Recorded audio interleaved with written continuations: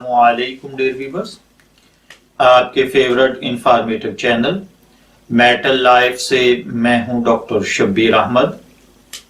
हमारा आज का टॉपिक है ख़वातीन के साथ शोहर का या शोहर के साथ ख़वातीन का अंदाज़े गुफ्तगू क्या होना चाहिए। ये एक ऐसा सवाल है जो अमूमन मर्द भी और ख़वातीन भी ये सवाल करती हैं कि बाज़ औक़ात बात करने में ख़ामद बीवी का लिहाज नहीं करता या बाज़ औक़ात बात करते हुए बीवी ख़ामद का लिहाज नहीं करती, तो इस सूरत में क्या होना चाहिए। यानी उमूमन होता यह है कि दोनों में से कोई एक यानी लाइफ पार्टनर्स अगर आपस में गुफ्तगू करते हुए या महफिल में कोई नाहक बात कह रहे हों तो क्या उस पर उनको टोका जाना चाहिए या नहीं। अगर मर्द है टोका जाए, अगर बीवी है तो टोकना चाहिए या नहीं। और इस पर उमूमन होता क्या है कि अगर मर्द को बीवी टोक दे तो शोहर बुरा मना जाता है। तो आया ये गुनाह है या नहीं, और क्या वो बात बेधड़क उसी वक्त कह दी जाए या फिर बाद में अपने लाइफ पार्टनर को आराम से समझाना चाहिए।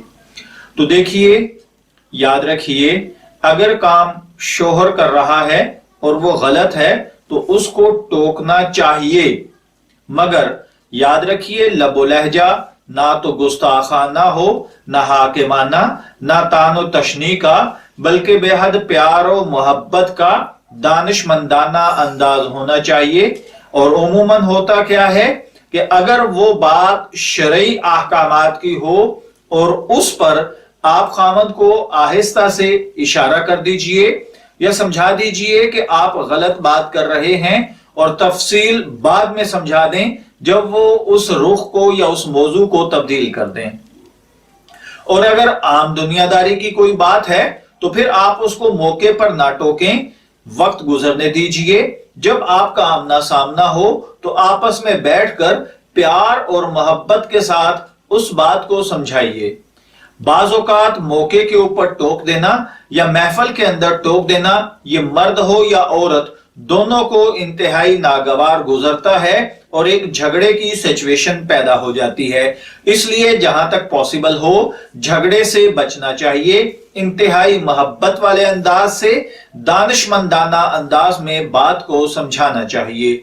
मैं दुआ गो हूं कि अल्लाह ताला हमें ये बातें समझकर और इन पर अमल करने की तौफीक अता फरमाए। इजाजत चाहेंगे, फिर मिलेंगे किसी नए टॉपिक के साथ। तब तक के लिए अल्लाह हाफिज।